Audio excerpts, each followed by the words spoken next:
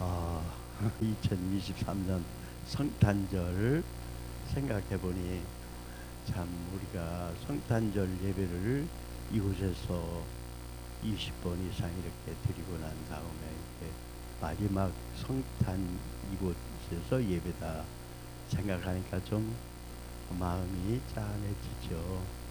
여러분들 얼굴 한 명 한 명을 바라보면서 참 우리 사랑하는 모든 성도들이었구나 생각이 깊어집니다. 우리가 오늘의 그 성탄의 메시지가 저와 여러분들을 일생 동안 성탄의 그 기쁜 진리의 말씀이 우리 안에 두기를 간절히 원합니다. 미국의 한 그 심리학자가 성탄절을 맞이해서 이제 학생들에게 앙케이트 조사를 해봤습니다. 성탄 그러면 무엇이 생각이 나느냐 했더니 캐롤이요, 산타요, 뭐 순전히 그런 것들이요, 선물이요, 뭐 이런 것들만 얘기를 하고 예수가 나오지 않더라는 거예요. 그 조사는 사실 미국에서만 있는 것이 아니고 전 세계적으로 성탄이 전 세계적인 기념 행사가 됐지만, 축제가 됐지만 진정으로 성탄에 예수님이 빠진 일이 얼마나 많은지, 오늘 그래서 우리는 다시 한번 성탄을 통하여 예수님을 통하여 우리에게 주신 진리의 말씀이 우리 안에 깊이 뿌리 내려지기를 원합니다. 그런데 또 한 가지 문제가 있더라고.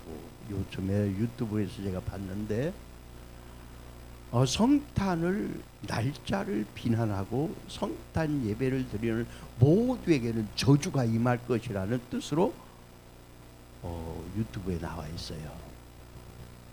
요즘엔요 마귀가 역사하는데 얼마나 교활하게 역사하는지, 이제 세속적인 것으로 사람들을 현혹시켜서 성탄을 퇴색시켜 왔던 것들이 이제는 영적으로 더 깊이 들어오는 걸 느끼는 거예요. 근데 이유는 있어요. 성경의 절기에 대해서, 절기 날짜, 절기의 그 관계를 말씀했기 때문에 그걸 들추는 거 어느 정도 일리가 있다라고 느껴지거든요. 근데 왜 12월 25일이 성탄절이 아닌데 왜 성탄절로 지키냐 이거예요. 목적은, 말은 맞는 얘기죠. 여러분들 12월 25일이 예수님이 진짜 태어난 날은 아니거든요. 성경에 예수님이 태어난 날짜가 그렇게 중요하다면 기록이 돼 있을 거예요. 근데 태어난 날짜가 중요한 것이 아니고 태어난 자체, 그 의미가, 그 깊은 뜻이 중요한 것을 잃어버리고 하는 얘기죠. 이게 율법주의자들, 그러니까 안식교회 같은 데서는 그렇게 주장할 거예요. 자기들은 안식일을 지키고 있는데 일반 교회들은 안식일을 지키지 않고 주일을 지키냐 이거죠. 그러면은 우리 교회사의 역사 속에 어느 때부터 이 성탄이 12월 25일로 지키게 되었는가에 대해서 알면은 지금 우리가 지키고 있는 성탄이 아무 잘못이 없다는 걸 느끼게 될 거예요.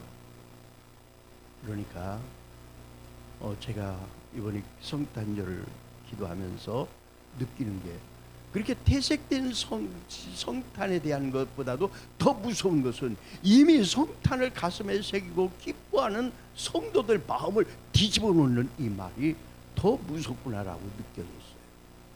이미 알고 있는 사람도 많이 있어요.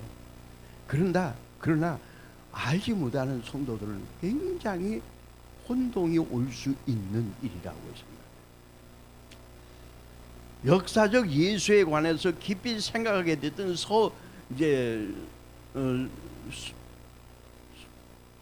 교회들이, 과거의 중세 교회들이 성탄에 대해서 깊이 생각하게 된 거는요, 어느 때부터냐, 로마가 기독교화가 되고 난 다음에 있었던 일들입니다. 로마가 기독교화가 되었을 때에 로마 안에는 무슨 종교가 있었느냐 하면은 태양을 숭배하는 종교가 아주 만연해 있었어요. 그들은 태양 12월 25일 날을 태양을 숭배하는 날로 온 세계가 축제가 있었던 날이에요. 근데 기독교화 됐거든요, 이제 로마가. 그래서 황제를 비롯해서 그때 당시에 성 암브로스라든가 크리스톰 같은 이제 교회 지도자들이 깊이 생각을 했어요. 우리 예수님의 탄생을 어떻게 할 것인가를 생각해 봤지만 성경이 없는 날짜를 이렇게 온 우주가 12월 25일을 태양절이라고 해서 태양을 숭배하는 날로 섬기고 있는 거, 이것 때문에 문제가 되겠다 싶었어요. 그런데 그들은 이제 생각할 때 기도하면서 하나님의 계시를 받은 거예요. 참 태양의 빛의 주인은 누구시냐? 예수 그리스도인데, 왜 예수 그리스도가 태양의 주인이고 빛의 주인인데 참빛인데 왜 세상 사람들은 보이는 태양을 어떤 신으로 그렇게 섬기느냐? 이 보이는 이런 우상과 같은 숭배하는 것을 눌러버리기 위해서 그 날을 오히려 12월 25일로 예수님의 탄생, 예수님의 빛, 참된 빛이 오신 날로 그렇게 정해버린 거예요. 그래서 세속적인 그 우상 숭배를 다 눌러버린 거예요. 근데 지금 이걸 공격하는 사람 입장에서는 봐라, 왜 우상 숭배하는 날짜를 섬기고, 그러니까 너희들은 지금 잘못됐다. 그래서 이단 교단들은 기독교 교회를 공격할 수 있는 빌미가 되기는 하는 거예요. 거기에 속아서는 안 됩니다. 아멘이십니까? 아멘이십니까? 자, 중요한 것은 우리가 날짜가 중요한 게, 바울도 그래서 날이 중요한 것이 아니라, 날짜가 중요한 것이 아니라 예수님이 이 땅에 오신, 빛으로 오신 예수님의 그 역사적인 진리가 우리에게도 중요하다는 걸 아셔야 돼요. 아멘이십니까? 그래서 성탄을 즐기고 이렇게 우리가 성탄을 기념하는 일에 조금 더 흔들릴 필요가 없는 걸 여러분들은 확신하시기 바랍니다. 이 성탄에 대해서는요, 여러 가지 이야기들이 많이 있지만 오늘 최대한 짧게 설교를 해야 제일로 은혜가 된다고 하는 어떤 분의 얘기가 있어서 설교를 요약하다 보니까 긴 설명을 못하게 됐어요. 사실은 긴 설명을 하긴 저도 힘들어요. 근데 여러분들이 말씀을 잘해준 분이 있어서 고마워요. 여기에 나오는 사람은요, 무디하고 생키라고 하는 가수입니다. 무디가 붕괴를 다닐 때 생키라고 하는 가수가 찬양을 하고 간증을 잠깐 하고, 오히려 이 생키한테 엄청난 은혜를 받은 사람들이 많았습니다. 이 생키라고 하는 사람은요, 성악을 하는, 음악을 하는 사람인데 어느 날 배를 타고 가고 있었습니다. 근데 배 안에서 생키 선생이 탔어. 야, 우리 가서 찬양 하나 하달라고 부탁하자. 그래서 찬양을 하게 했습니다. 그럴 때 목자의 노래라고 하는 그 노래를 했어요. 그날이 마침 12월 24일 날 이브날이었어요. 왜 이브날을 우리가 이브날부터 지키게 되냐면요, 유대인의 그 달력이라든가 그 유럽에서는 원래 그 절기가 저녁부터 시작돼서 그 다음날 이어지기 때문에 저녁부터 우리가 성탄을 즐기는 그 이브가 중요한 날이었어요. 근데 그 이브날 이게 배를 타고 가는데 목자의 노래, 성탄에 부르는 찬양이었어요. 그 노래를 하고 나니까 모두 막 박수갈채가 있었는데 노래가 끝나자마자 한 사람이 생키 앞에 왔습니다. 여보세요, 당신은 남북 전쟁 때에 북군이었던 거 아닙니까? 네, 제가 북군이었습니다. 어떻게 아셨어요? 나는 당신이 북군이었을 때에 내가 정탐꾼으로 가서 당신에게 총을 겨누고 있었다. 당신을 쏴 죽일 수 있는 절호의 기회에 있었는데 당신이 그때 지금 부른 노래를 했었다.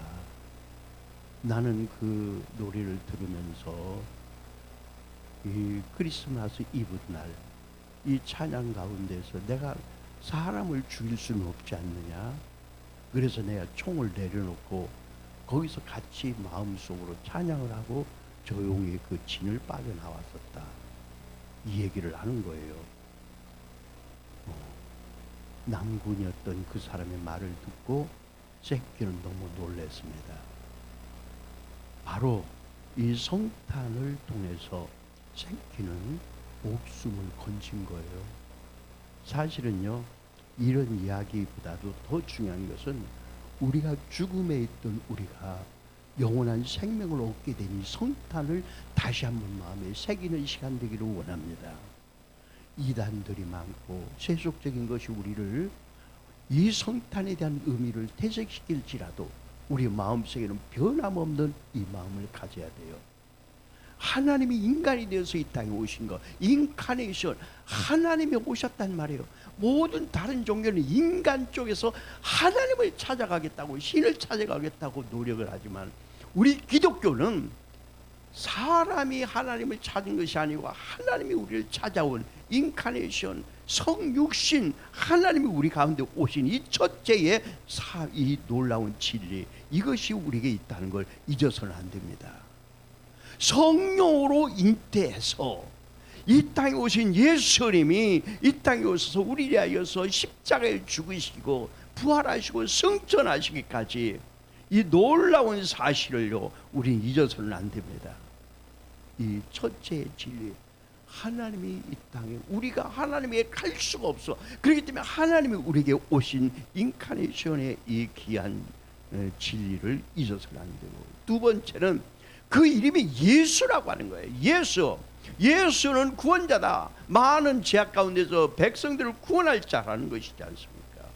예수님은 우리가 엄청난 죄악 가운데 죽을 수밖에 없는 우리를 구원하게 한 예수님의 이름으로 오신 거예요. 할렐루야. 다 잃어버려도 예수님을 잃어버려서는 안 돼요. 제가 언젠가는 이 명함에다 그런 말을 써갖고 다녔어요. 여러분, 나를 만나고 잊어버린 건 아무 손해볼 것이 없습니다. 그러나 당신 예수를 잃어버리면 우주 모든 걸 다 잃어버린 것입니다. 여러분들, 저하고 만났다가 이제 헤어져서 저를 잃어버릴 수도 있습니다. 근데 잘 못 잊어버릴 것 같아요. 왜냐하면 원체 잘생기고 은혜가 있던 목사인데 어떻게 여러분들이 수십 년을 같이 지내고 잊어버릴 수 있겠어요? 안 그래요? 그런데 혹시 잊어버릴지라도 여러분들 잊어서는 안 될 예수 그리스도께서 우리를 구원자로 오신 예수님이 우리에게 있다는 사실을 잊어서는 안 된다는 것입니다. 세 번째 진리는요, 임마누엘의 하나님이시오. 임마누엘, 하나님이 우리와 함께 하신다는 거예요. 믿습니까? 하늘에 계신 하나님이 인카네이션 이 땅에 오신 것이 너무 놀라운 사실인데, 우리를 구원하시어 주신 것이 놀라운 사실인데, 우리와 함께 하고 있다는 사실이 얼마나 기가 막힙니까? 나 혼자 걷는 것이 아니에요. 어쩔 때는 혼자 가만히 있다 보면요, 외롭다는 느낌을 가질 때도 있어요. 여러분도 안 그렇습니까? 사람들 군중 속에서도 외로움을 느낄 때가 있어요. 우리 인간의 속성이야. 외롭고 힘들어. 그러나 내 안에 예수님이 계신 걸 느낄 때에, 예수님이 나와 함께 한 것을 느낄 때에, 아멘이십니까? 그때에 우리는 외롭고 고독한 것, 허무한 것이 다 사라져버립니다. 한 미국 백인들 교회 흑인이 들어가려고 했더니 그때도 성탄절이었어요. 들어오지 못하게 했습니다. 그래서 그 앞에, 공원 앞에 벤치에 앉아서 울고 있었습니다. 그랬더니 어떤 분이 와서 어깨를 두덕거리시는 거예요. 왜 울고 있니? 예, 나는 예수님을 만나러 저 교회 가고 싶은데 나는 흑인이라고 교회에서 들어오지 못하게 합니다. 그러냐? 나도 그곳에 갔다 쫓겨나왔다. 누구신데요? 내가 예수다. 예수님도 안 계시는 그 성전. 우리가 예배당 형식만 갖추는 것이 중요한 것이 아니고 우리 마음속에 예수님이 우리와 함께하는 예수님, 임마누엘의 예수님, 우리와 함께하는, 우리 혼자가 아니요 여럿이 우리라고 하는 공동체 안에. 근데 더 기가 막힌 것은 네 번째 진리는 임미엘의 하나님, 나 개인을 함께 해주신다고. 임미엘의 하나님, 나와 함께 하시는 하나님이야. 일일이 모든 사람은 개인에게 참 놀라운 사실이에요. 놀라운 사실. 어떤 목사님이 저한테 기도를 많이 매일 거의 받는 분이 참 이상한 질문을 자주 해요. 그분이 뭐라고 질문을 또 며칠 전에 하냐면, 예수님이 이 땅에 오실 때에 그러면 하늘나라 보좌를 버리고 오셨나요? 하늘나라 보좌를 안 계셨나요? 비어 있었나요?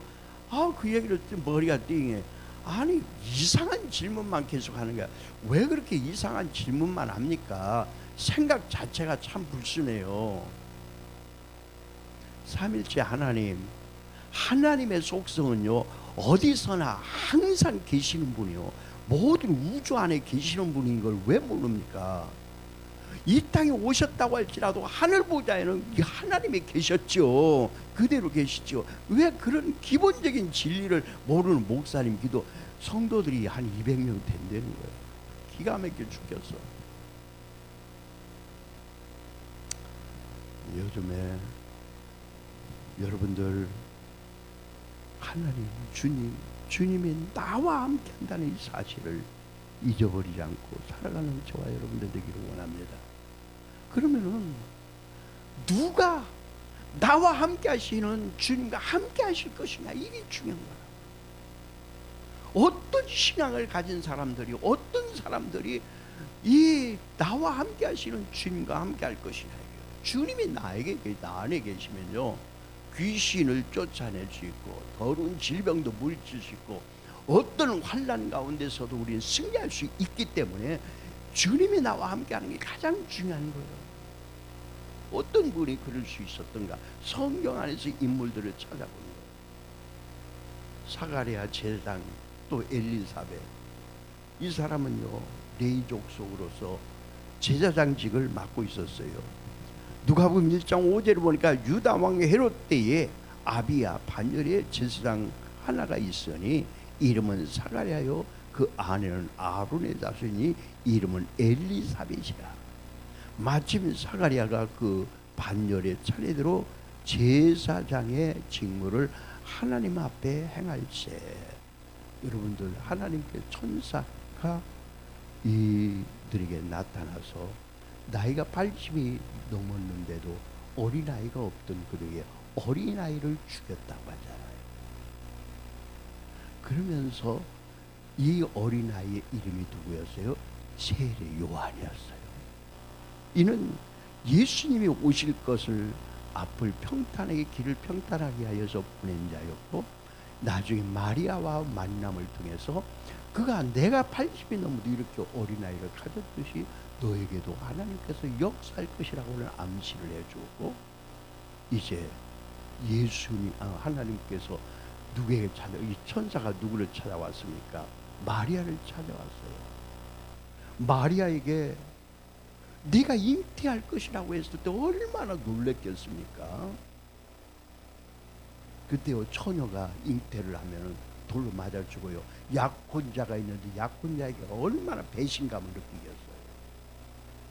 그러나 그는 천사의 말을 듣고 성령으로 잉태한다는 말을 듣고 주의 계집 정연이 주님의 뜻대로 이루어지이다라고 고백합니다. 여기서 여성들의 모습들을 파악했던 어떤 심리학자가 얘기가 생각나요. 세상에는 여러 여성의 형이 많이 있지만, 유형이 많이 있지만, 첫째, 아담의 유형이 있다고 그래요. 헤아릴 수 없이 죄악 가운데 빠져서 죄책감으로만 살아가는 사람. 두 번째는 외형적인 거, 겉으로만 나타나는 빈스같이 계속 이런 것만을 추구하고 살아가는 사람. 그러나 마리아와 같이 주의 계집 정하며 주의 뜻대로 이루어지기를 원하나이다. 우리의 삶에 있어서 이 세상에 유형적으로 그렇게 좋은 화려하고 쾌락적인 삶을 살아가는 이 시대에 우리는 하나님의 뜻을 이루어가는 요인을 볼 수 있어야 될 줄로 믿어요. 천사가 마리아에게 나타났습니다.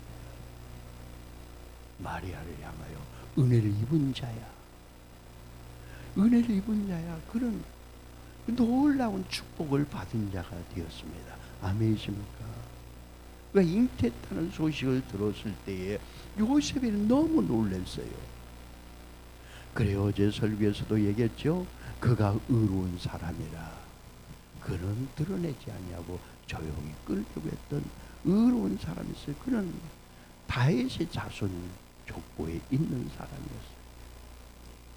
여러분, 그는 마리아를 데리고 오라고 하는 전사의 말을 듣고 마리아를 데리고 호적을 하기 위해서 이제 베들레헴으로 가고 있는 모습입니다.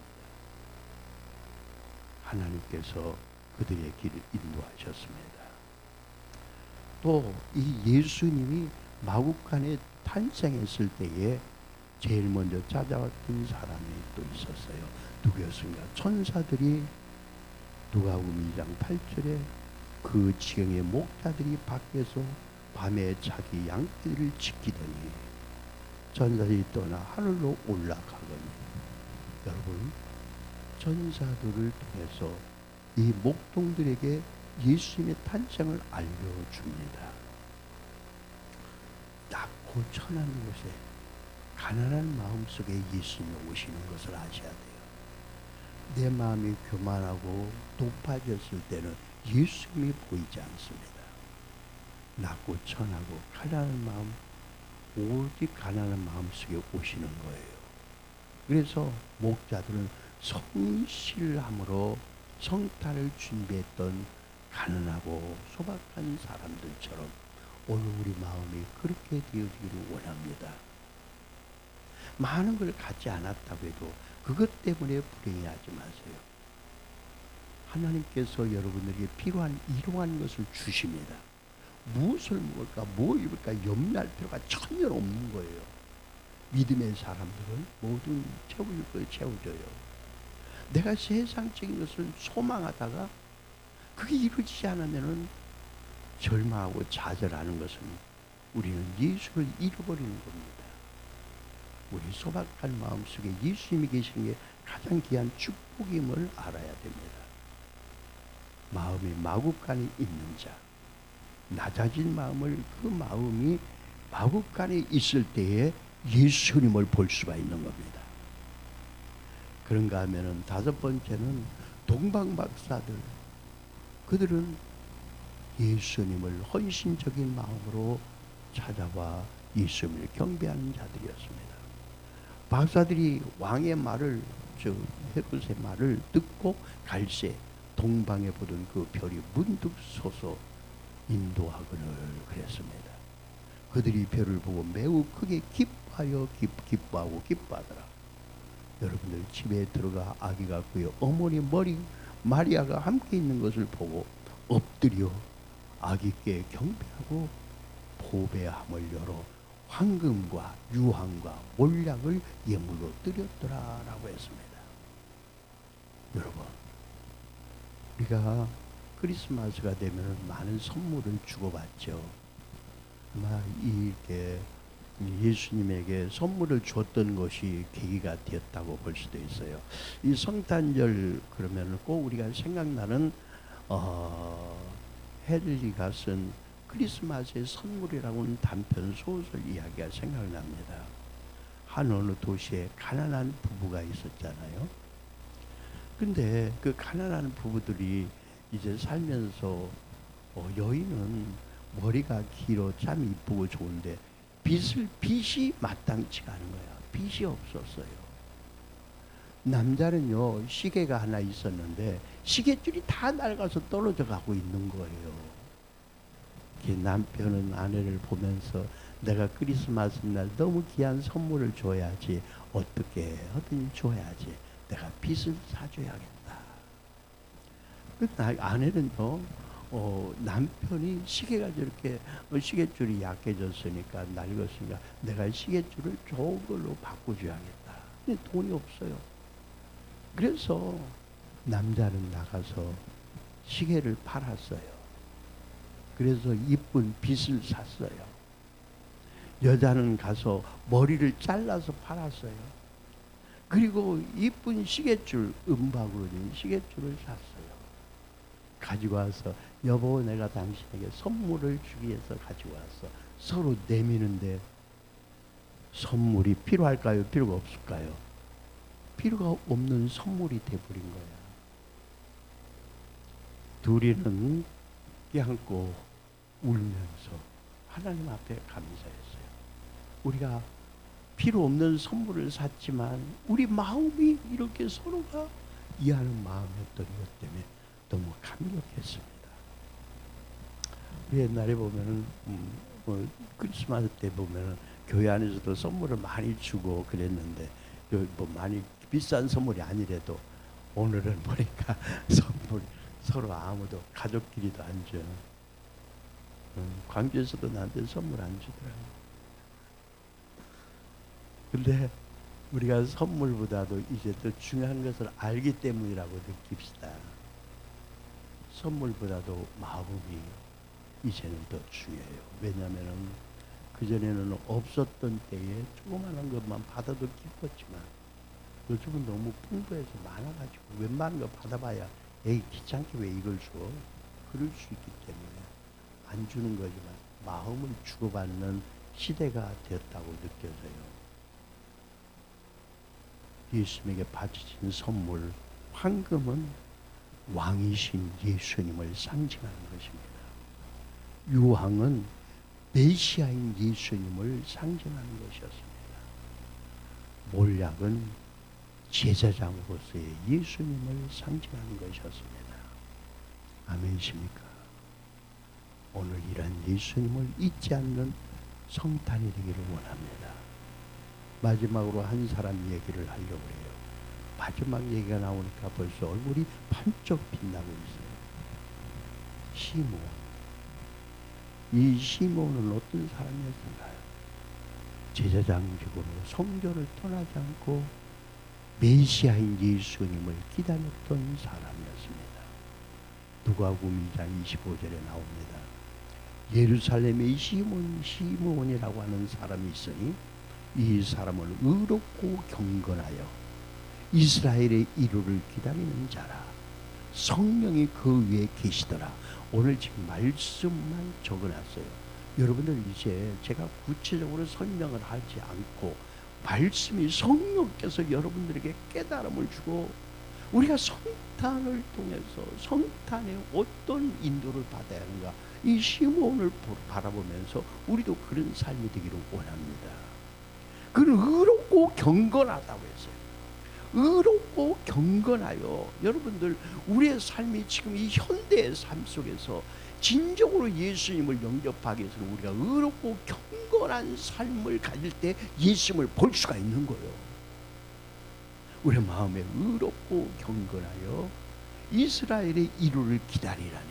이루를 기다린다는 게 이스라엘에게 메시아가 올 것을 그렇게 기다리기 때문에 메시아가 온다는 사실을 알게 되는 것 같이 큰 이루가 없는 거였어요. 그런데 성령이 그 위에 계시더라. 성령님이 역사하니까 또 그런 마음, 의롭고 경건한 마음에 성령이 역사하시죠. 또 성령이 역사하니까 의롭고 경건하게 살 수 있는 것이라고 생각이 들어요. 아멘이십니까? 사도행전 10장 2절을 보니까 고넬료가 그가 경건하여 온 집안에 더불어 하나님을 경외하며 백성을 많이 구제하고 하나님과 함께 기도하더니, 우리가 이 세상에 이 성탄을 통해서 좀 더 내가 경건한 삶을 살아야겠다, 의롭고 경건한 삶을 살아야겠다라고 결단하는 시몬과 같은 삶이 저와 여러분들이 있기를 축원합니다. 그는 또 25절에 보니까 이스라엘의 이루를 기다리는 자라 성령이 그에 있더라 그랬잖아요. 성령이 그 안에 역사했던 걸 우리가 다시 한번 기억하시기를 바랍니다. 27절에 성령의 감동으로, 성령께서 그에게 역사하셔. 성령의 감동으로 성전에 들어가매 마침 부모가 율법의 관례대로 행하고자 하여 그 아기 예수를 데리고 오는지라. 예수님은요, 율법의 관례대로 행하였던 삶을 그 부모로부터 물려받았던 걸 느껴요. 율법이 우리를 구원해 주는 건 아니지만 율법을 통하여 우리가 죄를 깨닫고 이 세상에 경건하고 우리가 의롭게 살아갈 수 있는 기준을 삼을 수 있는 걸 잊어서는 안 됩니다. 그런 다음에 시몬은 예수님을 안고 하나님을 찬양했다고 했어요. 그가 예수님을 보고 난 다음에 이렇게 말합니다. 주제여, 이제는 말씀대로 종을 평안히 놓아주시는도다. 예수님을 만나고 나니까 이제 내가 기다렸던 메시아 예수님을 만나니 내 마음이 진정한 평안이 이제 넘쳐나는 거예요. 이 시몬의 고백이 오늘 우리의 고백이 되기를 원하는 거예요. 이 사회가 너무 혼탁하고 혼란하고 정치적인 것도 도무지 헤아릴 수 없는 일들이 앞으로 일어나고 있는 거,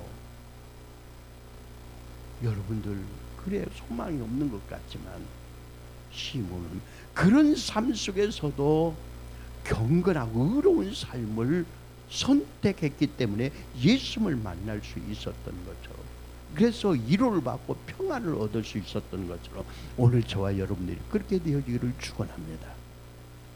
내 눈이 주의 구원을 보았사오니 이는 만민 앞에 예비하신 것이요. 여러분 오늘 이 시몬이가 내 눈으로 주의 구원을 보았다고, 예수님 어린아이 예수님을 보고 난 다음에 구원을 보았다고 했어요. 이는 만민 앞에 예비한 것이라고 했어요. 더 이 말씀은요, 이사야 선지자가 한 말과 같은 거예요. 이사야 선지자는 이렇게 말했어요. 여호와께서 열방의 목전에서 그 거룩한 팔을 나타내심으로 모든 땅 끝까지 우리 하나님의 구원을 보았도다. 예수 그리스도가 오심으로 말미암아 그렇게 될 걸 예언했던 이사야 선지자의 말과 같이 시몬은 그렇게 깨달았다는 것입니다.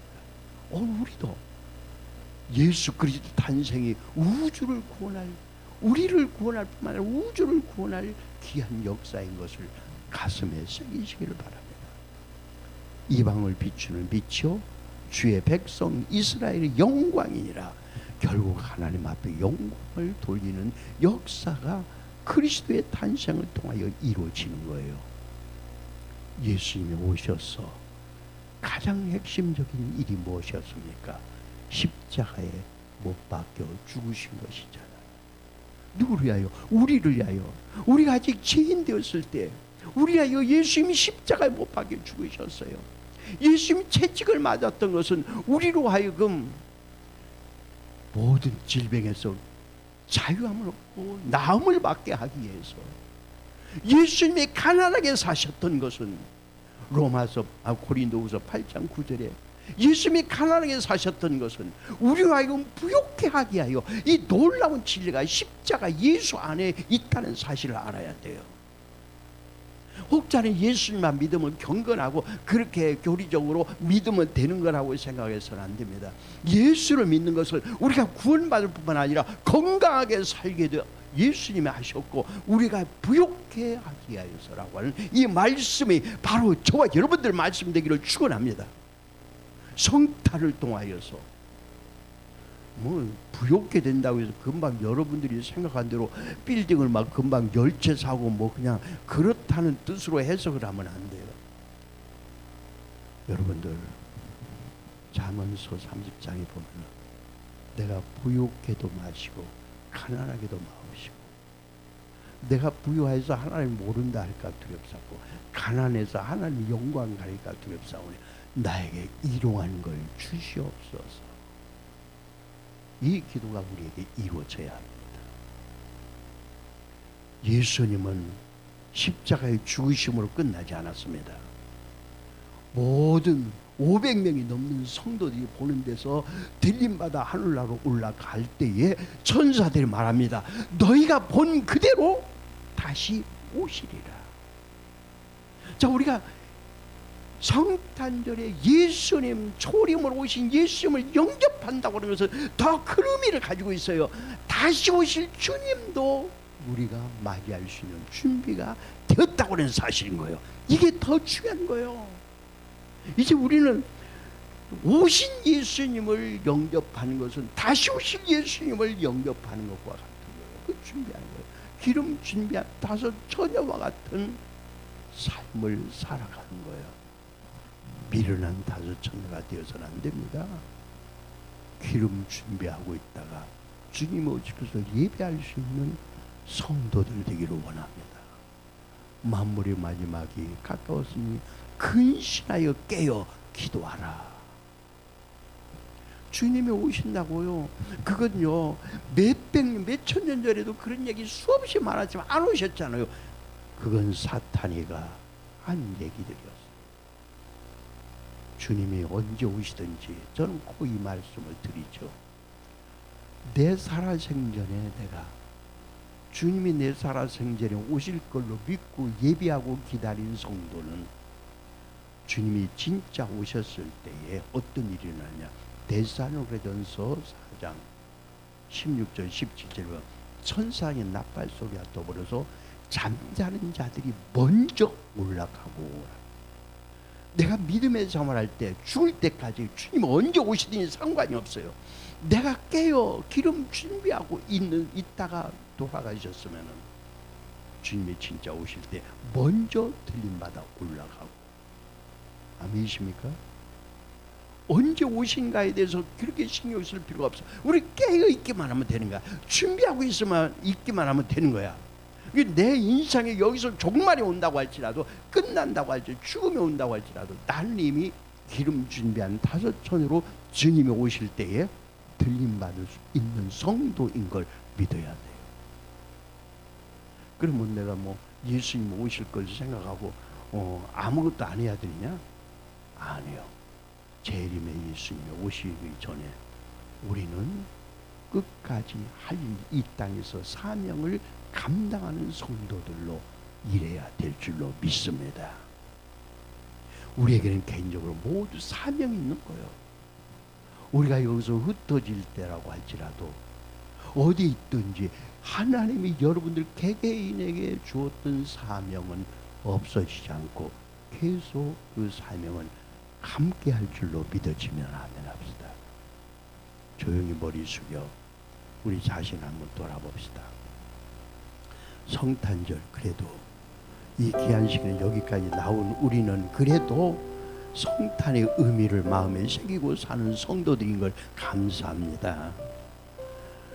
세상적으로 세속적인 것에 우리는 빠지지 말아야 하고, 이단 사슬에 우리는 넘어지지 말아야 되고, 이제는 우리가 마리아와 같이 주님이 계집증언이 주의 뜻이 이루어지기를 갈망하는 마음으로 낮은 자리에 들어가서 목자들과 같은 예수님을 영접하고, 예수님에게 메시아인 것을, 선지자인 것을, 왕으로 오신 것을 준비한 동방박사들과 같이,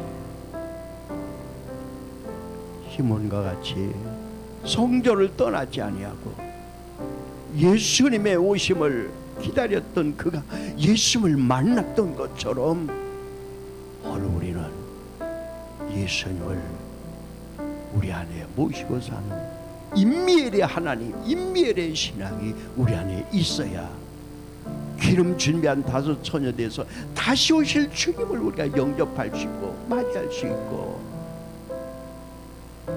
그리고 이 땅에 사는 동안에 우리에게 주어진 사명을 다 감당할 수 있게 되는 줄로 믿습니다. 다 같이 잠시 동안 동성으로 기도하겠습니다. 할렐루야. 하나님 아버지, 오늘 말씀을 전하는 종이나 듣는 모든 성도들이 오늘 이 말씀을 통하여서 예수님을, 임미일의 예수님을 내 안에 모시고 살아갈 수 있는 성도들에게 축복하여 주시옵고, 우리가 하나님 이제 시몬과 같이 날마다 성전 안에서 예수님을 기다렸던 그 심령에 예수님을 만나게 된 것처럼 우리가 성전 안에 믿음의 생활을 하면서 기름 준비한 다섯 처녀같이 지혜로운 삶을 살다가 다시 오실 재림의 주님도 맞이할 수 있는 복된 성도들에게 축복하여 주시옵소서. 우리 생에 예수님의 재림을 하든 안 하든 우리는 깨어있어 예비하고 준비하는 지혜로운 다섯 처녀들의 삶을 살아갈 수 있도록 축복하여 주시옵소서. 이 일은 성령님이 하실 수 있습니다. 성령이여 환영합니다. 성령님이여 사모합니다. 성령님이여 우리를 지배하여 주세요. 생각과 감정과 의지와 우리 삶을 지배하여 주시옵소서. 성령의 기름 부음으로 오늘 우리에게 채워 주시옵소서. 지금 성령의 기름 부으심으로 채우시옵소서. 예수님의 이름으로 기도합니다.